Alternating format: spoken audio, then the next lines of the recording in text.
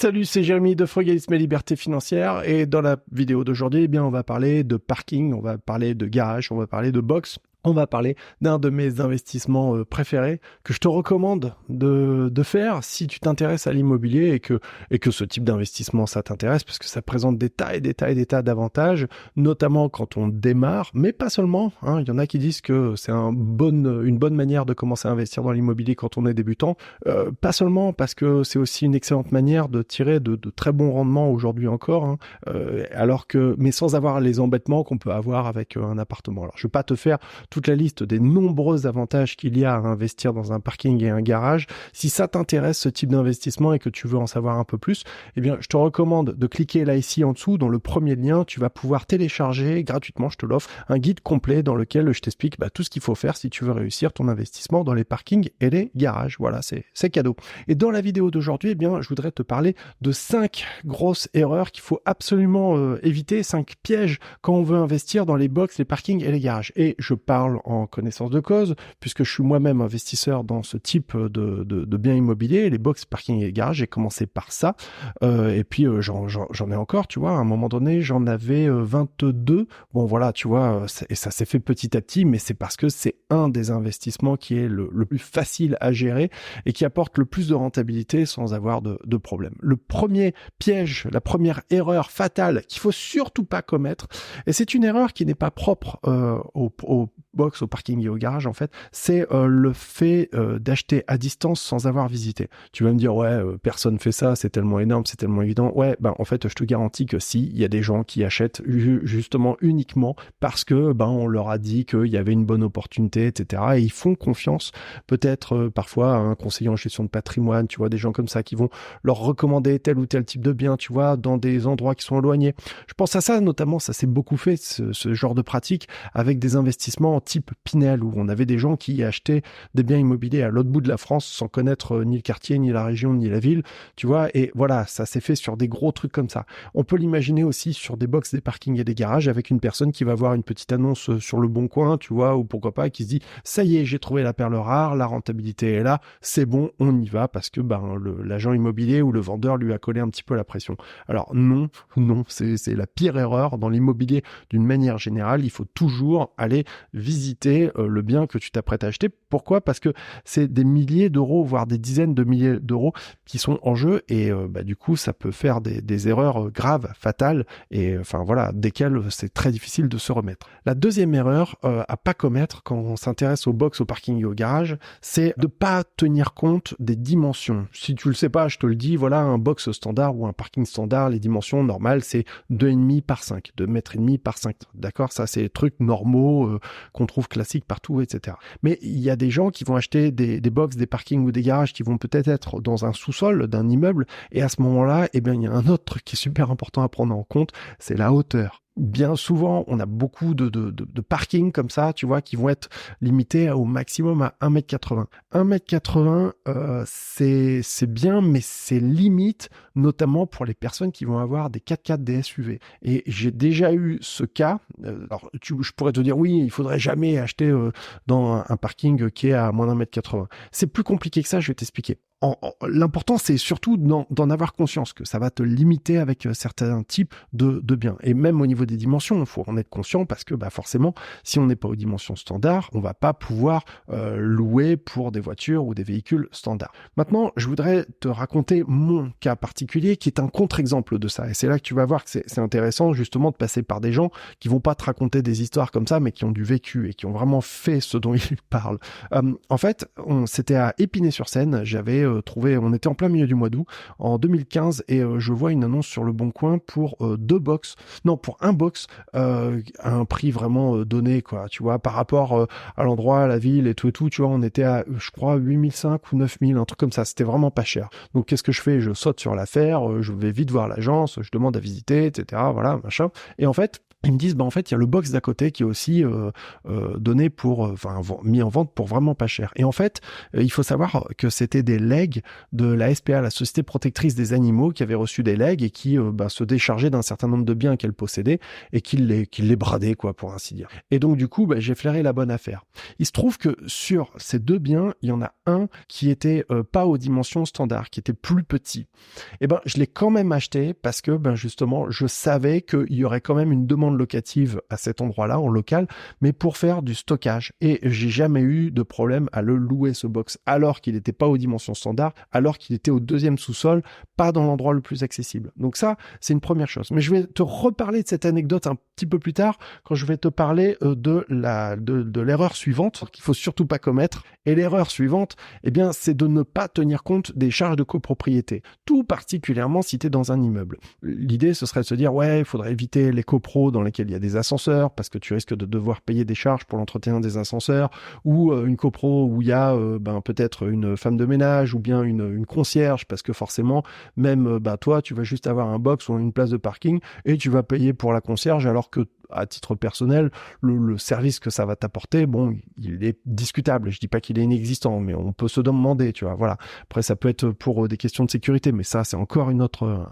problème, une autre question. L'idée, c'est de se dire qu'il faut tenir compte des charges de copropriété. Et donc, il faudrait aller vers des biens avec très faibles charges, voire même pas de charge du tout. C'est encore mieux. Je veux dire, si tu possèdes toute la batterie de box qui est indépendante, c'est le top du top, je dirais. Sauf que, en fait, je vais reprendre l'histoire que je t'avais raconté, donc on remonte à 2015, mais bien qui appartenait à la SPA, en copro, 2e sous-sol, un des box pas standard, vendu pour une bouchée. Et on est sur une copro, pourtant, qui a des charges super chères.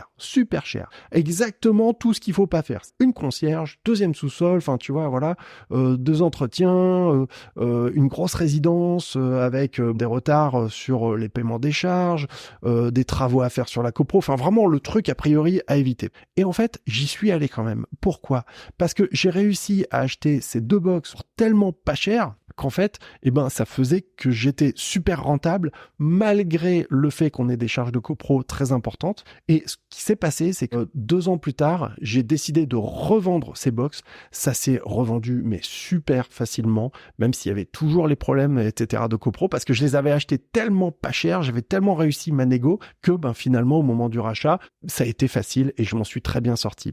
Et ce que je veux te dire, et c'est un point important qu'il faut vraiment retenir, c'est que dans l'investissement immobilier, si tu t'intéresses à l'investissement immobilier, d'ailleurs, je te rappelle, tu peux télécharger gratuitement le guide dans lequel je t'explique tout ce que tu dois savoir sur l'investissement dans les box et les parkings. C'est là, ici en dessous, tu me laisses ton email et je te l'envoie directement dans ta boîte. Mais ce qu'il faut vraiment comprendre, et ça, tu peux te le marquer en rouge clignotant, règle d'or, c'est que dans l'immobilier, on s'enrichit toujours à l'achat. Qu'est-ce que ça veut dire, cette phrase ? Ça veut dire que dans mon cas, je me suis enrichi à l'achat puisque j'ai réussi à acheter les deux box, beaucoup moins cher que le prix normal du marché. Et donc, ça fait que bon an, mal an, tout ça mis bout à bout, j'étais super rentable et ça s'est super bien passé. Voilà. 4e erreur. Alors là aussi, un truc, faut absolument tenir compte des frais de notaire parce que si tu achètes un box, on va être avec des frais de notaire énormes, de l'ordre de 20%, c'est énormissime. Pourquoi ? Parce qu'on a une portion des frais de notaire qui est fixe et on a une portion qui est variable, pour faire simple. Et donc, du coup, plus le bien que tu vas acheter va être pas cher, plus la proportion des frais fixes va, elle, être très importante au vu du prix du bien. Tu comprends ? On estime à la grosse, tu vois, genre, tu vas acheter un petit box pour 10 000 balles, on va estimer à la grosse comme ça à 20% de frais de notaire. Après, il faut aller sur le site des notaires et faire une simulation, etc. pour avoir un montant plus précis. Alors, on pourrait se dire, il faut absolument éviter d'acheter un box, il faut acheter une batterie, un ensemble de box. C'est tout à fait vrai, parce que plus tu en achètes, plus ça va se diluer, etc.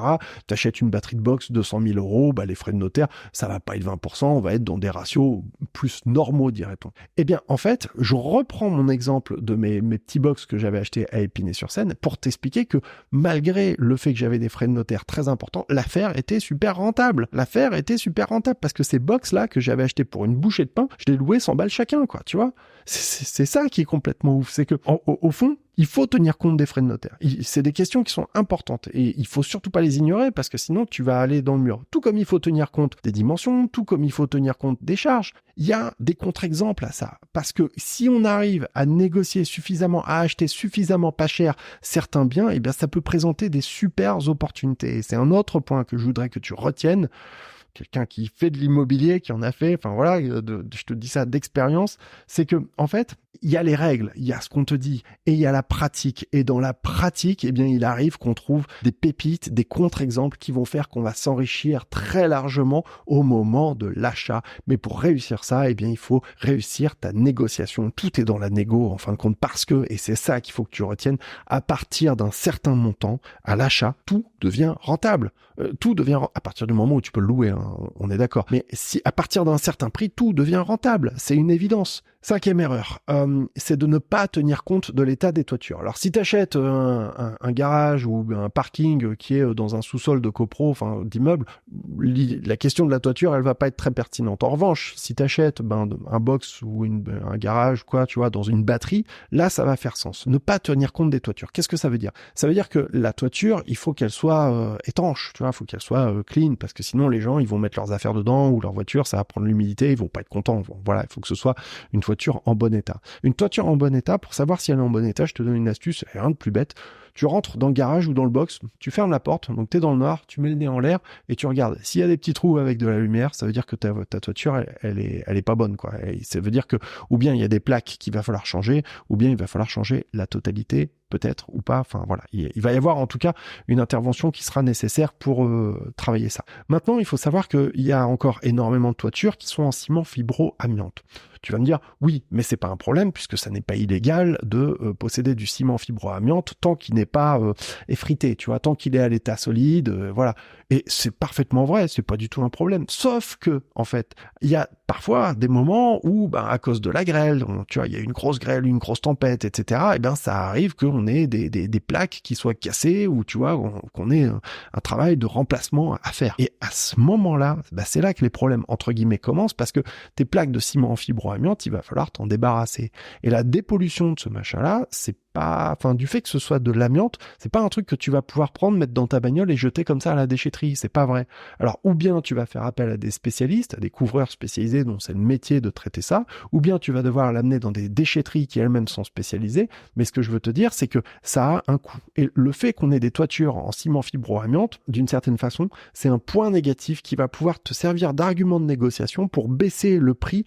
Et c'est un argument important parce que je te dis, de fait, au moment où tu devrais être amené à les changer, ça peut arriver à un moment donné, hein, en vrai, voilà. Et c'est là que les soucis commencent, je dirais, d'accord? Très important, les toitures. Donc, on récapitule. Les choses importantes qu'il faut prendre en compte quand on visite, quand on s'apprête à acheter un box, un parking, un garage, toujours, hein, ça c'est, voilà, le visiter, évidemment, ça va de soi. Et prendre en compte les dimensions, prendre en compte les charges de copro, prendre en compte les frais de notaire et également l'état des toitures. Il y a plein d'autres éléments qu'il faudrait encore prendre en compte, plein d'autres pièges ou erreurs qu'il faudrait rajouter, mais je te garde ça pour une prochaine vidéo. Si ça t'intéresse d'en savoir plus, voilà, j'ai fait un guide que je t'offre. Il est là ici en dessous dans le premier lien. Tu rentres ton email et je te l'envoie directement dans ta boîte tout de suite. C'était Jérémy, la chaîne c'est Frugalisme et Liberté Financière. J'espère que tu as aimé cette vidéo. Si c'est le cas, tu lâches un pouce, tu t'abonnes à la chaîne et pour le reste, je te souhaite une excellente journée. Je te dis à très bientôt. Merci et salut chez toi.